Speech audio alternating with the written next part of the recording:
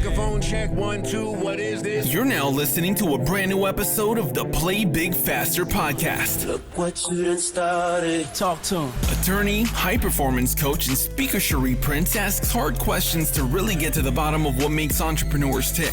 From starting a business, marketing, strategies, and the ins and outs of their industries. We talk everything from book recommendations, lifestyle hacks, and everything possible to get you inspired and motivated to build your own business. The Play Big Faster podcast starts now. Let's go.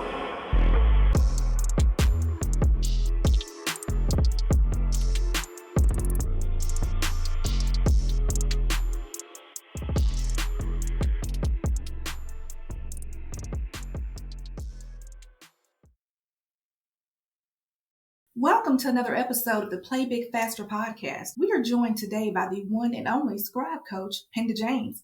Hi, Penda. Hi. Thank you so much for joining us. Now, when I first ran across you and I saw the word Scribe coach, I'm like, okay, I kind of think I know what that means, but can you break it down for us? Absolutely. I believe that scribes record history. Sometimes they need support to get the words out of their mind and heart onto the paper, and that's what I do. I help them get unstuck, execute their goals, and inscribe their legacy. So how does one become a Scribe coach? This is a really interesting question. Now, I don't know if there are other people who call themselves a scribe coach, but it's a term that I have trademarked. I would have to say that when I was in college at Wilberforce University, I learned about what it means to be a griot or a griot, which in Africa is the people who were the storytellers and they kept the history going. And as I began to study that word, I came across the word scribe. And I really thought about how important it is for us as people to write our stories and record our history. And that's how I became a scribe coach. Now, in addition to being an author yourself, exactly what do you do with individuals who are seeking to write books and other written works? Well, I create a safe place for people who have a story to tell their story and make it make sense. Sometimes my clients will come to me and they have thoughts written on napkins or in journals or text messages, and they're all over the place. I believe that God has given me a gift to see it all the way through. I can see their book. It's almost like have you ever seen movies where people are thinking and the words are swirling all around them? Yes. Sometimes when I look at people, I see that. Like I literally can see their books coming out of them. And when they come to me, I create a safe space for us to talk about sometimes very sensitive or tender topics and to build their courage to tell their story. So which came first? Did you become an author first, or did you start actually helping people see their vision to fruition first? Nobody has ever asked me that question before. That is a great question. When I was in college, my senior year, I was working for our magazine or the newspaper. It was called the Mirror newspaper. And I wasn't a communications major, but I was the editor-in-chief for one semester.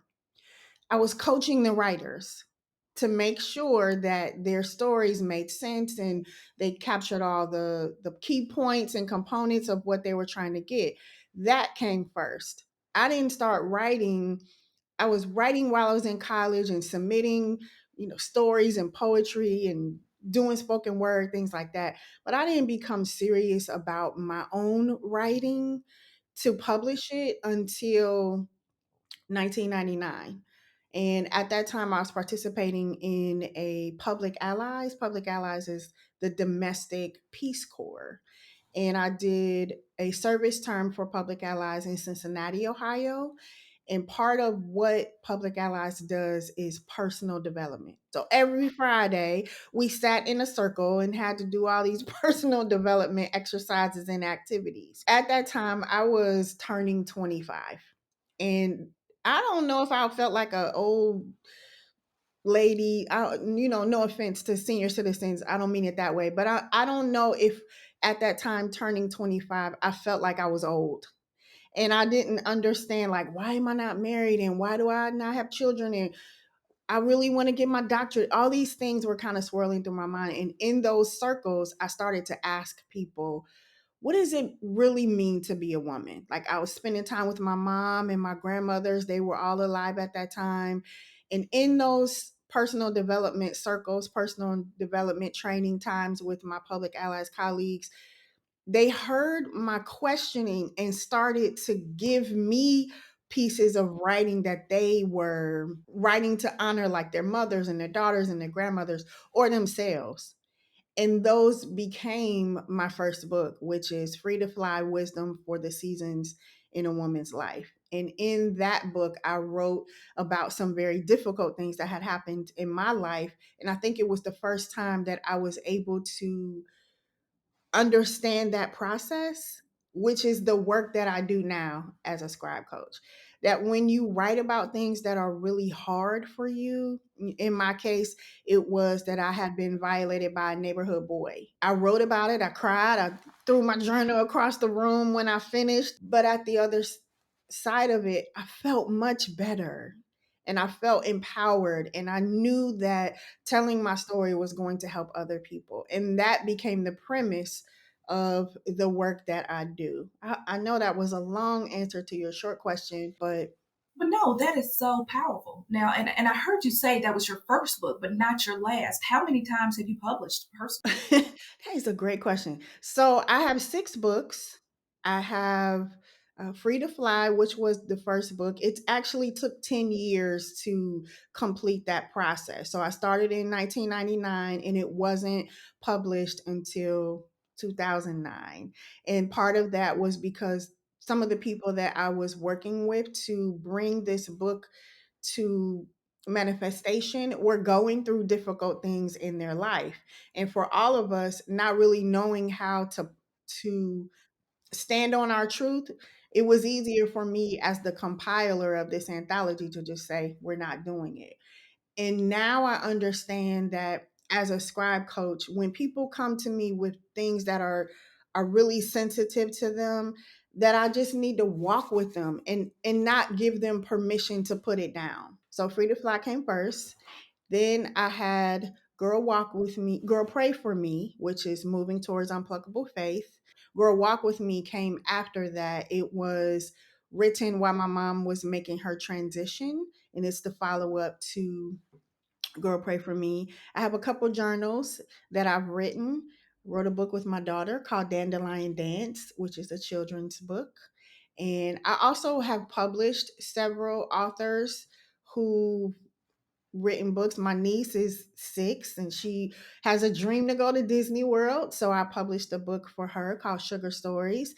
My nephew has alopecia and he wrote his story about living with alopecia. He's 10.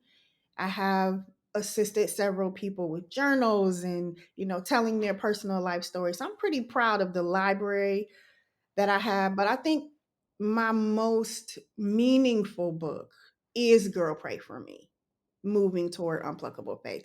And the reason for that, Miss Scherrie, is because during that time I was living in Pittsburgh, Pennsylvania, and my husband was a youth pastor. And we had a lot of adult volunteers who would come and work with the young people. And they would always pull me to the side and tell me about dreams and goals that they had. I was a child welfare caseworker. So, of course, all my clients were telling me about all the dreams and goals that they had.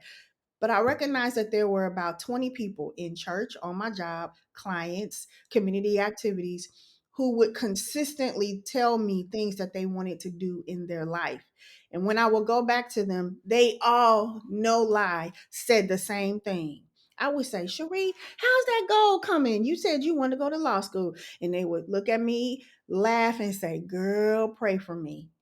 That became the title of my book. And literally, when I sat down, I wrote Girl Pray For Me in 30 days. I had all of them in mind. I invited them, not my clients, of course, but I invited some women from church and women from the community to a brunch. I told them that they had all inspired me to write this book, and we had a prayer service, and that's how Girl Pray For Me came to pass. It's the most meaningful project for me because I think most times that's the one that people come back and tell me has been impactful. As a writer, as a artist, people, you as Erica Badu said, we are sensitive. And so I definitely do want someone to tell me, oh, that was a really good poem, or that was a really great piece that you wrote. It really touched me. And I think I get the most feedback from this book. And I've had an opportunity to review Girl Pray for Me, and I mean it is very impactful. But now the thing that's really interesting is that you don't just work with people with books. You also do you work with other mediums as well, music, scripts? Yes, music, films, plays, dissertations, poetry. Okay. Oh yeah, I've assisted people to complete their dissertation, curriculums. Some have had clients who've come to me to write a book, but then realized they didn't want to actually publish the book and turn their material into a course, like a mastermind course. So I can do that. I've assisted with videos. I mean, all kinds of creative expansion really is an expression has come from inscribed inspiration and my work as a scribe coach. I really give all the glory to God. Like I just can't. Sometimes I sit and look back, like I have done some amazing things and supported amazing people throughout the country. Well, listen, I heard you also drop a few gems. Now, did I hear Wilberforce? I went to Wilberforce University. Proud graduate, I see. Yes. So I guess it is allergy season because I'm getting hoarse as well. But tell us, in terms of your educational journey, how has that informed what you do as a scribe coach? This is a really great question. Okay, Wilberforce University is a predominantly Black college. So people who don't know, it's a HBCU. It's in a small town, Xenia, well, Wilberforce, Ohio, near Dayton, Columbus, Cincinnati, and it was founded in 1856 as an institution for the children of slave owners. So basically, when I was at Wilberforce, I learned. And let me just take a step back before that. My father told us all that we needed to go to HBCUs, and literally during that time, we used to have to sit and watch the Lou Rawls Parade of Stars. I don't know if you remember that. Oh my gosh, look, I do. I grew up watching that. So I always knew that I was going to go to a HBCU, but can I be honest? I really wanted to go to Jackson State, and when it came, I wanted to go to Jackson State. Brad of the I love. I do know. Could you give me a T-shirt? Like I really wanted to go to Jackson State, but I had to go where the money was. And being at Wilberforce, not only did I understand about the importance of passing on our history, the importance of really telling our stories, because as a people and as a culture, African Americans have just such resilience and strength that we need to talk more about. And on top of that, I come from, grandparents who were both college graduates and not. So on my mom's side, both of my grandparents went to college and were educators. My grandfather went to college on my father's side, but grandma didn't. But I learned as much wisdom from all four of them as I would have if I had gone, had the opportunity to get my PhD. Wilberforce, I think, lit the fire in me for who I am as a Black woman and the role and the responsibility that I have to make sure that I carry on a legacy that's positive and powerful. So, okay, listening to you describe your journey, it doesn't sound as traditional, but if there was someone who wanted to do what you do, what advice would you give them in terms of becoming a scribe coach or working with people in the same way that you work with people to get their vision out there? I'll just say it this way. I think that we all have a responsibility to each other, in that we need to make sure that every part of our history is captured. So there's not necessarily a formal like I am educated and have been trained and have a life coaching certification and all these things, but who I am as a writing coach is not the same as the millions of other writing coaches out there. There are people who do the work that I do. They just sit down, they help people tell their stories, they ghostwrite for them, they do all that. I think what Penda brings to the table, or what Scherrie or Janice or whoever you are, what you bring to the table is your expertise in the niche that you have. What makes me stand out is that I know what it's like to have a book stuck in you for 10 years. And the reason why you couldn't get it out was because you were afraid to tell your story. I know what it feels like to live through grief and to be disappointed and not be able to fulfill some of your dreams. Like, I know that.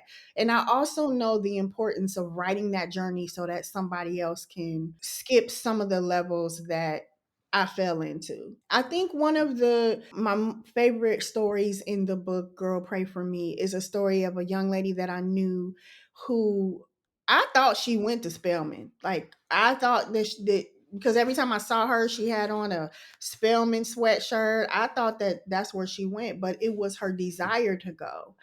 And for some reason, I don't know what the reason was, she didn't get accepted and had to go with her second choice, which was a different university. But at that university, she became the queen of the thing and the captain of the cheerleading squad. Like, she gave her all in her second choice, and it was the best thing for her.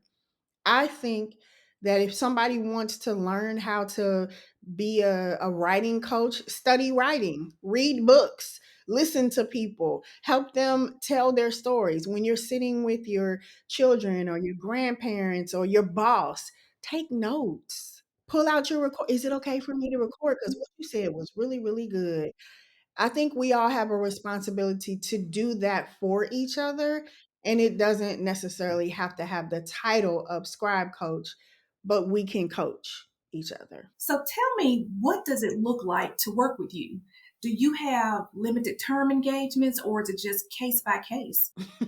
My sweet spot is 60 days. I will love to get you finished within 60 days if you come ready.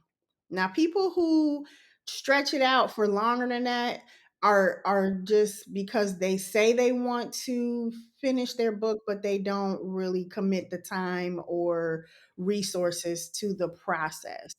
To work with me, my love language is quality time. So I am not the right coach for somebody who doesn't have time. I need you to talk to me so I can talk you through your steps and ask you questions and get into your mind and help you see the bigger picture, the vision of what you're trying to do. I'm not trying to make things happen for people because it's what I want for me. I'm trying to fulfill my assignment to help other people fulfill their assignment, if that makes sense. So, okay, I'm going to have to get you to unpack some of this. You took us from 10 years on your first book to 60 days working with someone. So, I'm like, how is that 60 days structured ideally? Okay.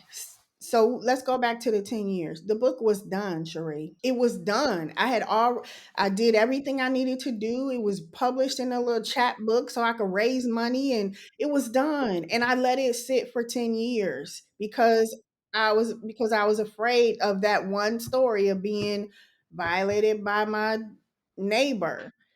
So if somebody comes to me with something that they've started and left alone, 60 days. I have 8 steps in my process. Everybody has to go. Some people try to skip around, but I've learned that when I don't follow the process, it's not good for me and it's not good for my clients. But the inscribe me process is something that God kind of showed me. So you start, we have a scribe profile, and then we have a coaching session. In our coaching session, it helps me to understand if we're a good fit for each other.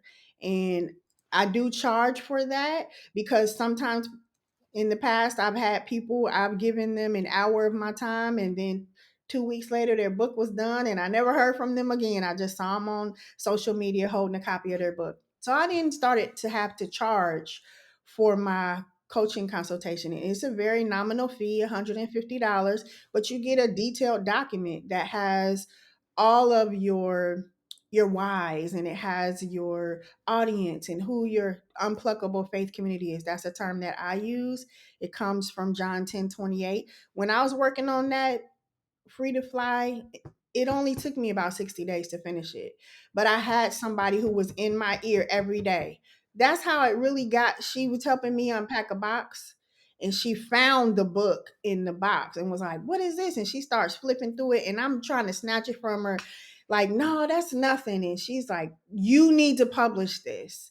And within 60 days, it was done. That's who I am. I become that. You need to finish it. This is your vision. You need to finish it. Then we have our Scribe coaching sessions, and Scribe coaching, it consists of, sometimes people just want to sit with me so they can write. And we just sit on Zoom for an hour. I set timers and they write for 15 minutes, 20 minutes at a time, or I just sit there and work on other things and we write. Other times it's us literally reading their manuscript so they can hear it, and they can hear places where it's empty or missing things. And then we go into revision. So step 3 and 4 go to hand in hand, where we are coaching and we're making revisions at the same time. Step 5, we're looking at book branding, we're looking at infrastructure, then we're starting to do the pre-planning. And then step 8, you are a scribe. Some people can get done in 60 days, but they have to be committed to the process. But some packages and some clients can go longer. They just are on a subscription that goes longer. But I always think it's important to associate a timeline. When we start, we said, what is your ideal date of completion? Even if they don't hit that ideal date of completion and it's in the 60 days, or maybe it takes 5 or 6 months for them to finish, that's okay. We just keep moving the deadline, because the deadline gives them a target. I can finish this. I'm working towards something. And that's the hope. And I've had clients who've gotten all the way to the end of the process and felt like their process was all that they needed, and they never published their book. Wow. Okay. Well, Penda, look, thank you so much for spending time with us and explaining what you do. And sincerely, the work that you do is needed and very necessary. Thank you so much. Thank you for having me. I really, really appreciate this opportunity to talk about my work and the wonderful work that I do with Scribes. Well, until next time, this has been another episode of the Play Big Faster podcast. Do you want to start your own business? Confused about where to begin? Not sure if you can do this? I'm glad you made your way here. Cut through the confusion. I invite you to join in on the 5-day Play Big Faster Challenge. You'll get step-by-step guidance on how to start and scale your dream business faster.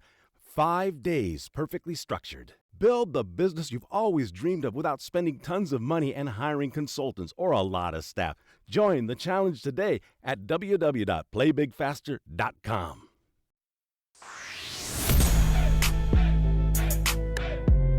Thanks for listening to this episode of the Play Big Faster podcast. Want more entrepreneurial content? I like this. Make sure to subscribe for future episodes. Already subscribed. I just clicked on it. Don't forget to like and leave a review. Share with a friend that needs this in their life. I think you need this more than I. Oh, and make sure to follow Scherrie on IG at Scherrie Speaks. And remember to play big faster.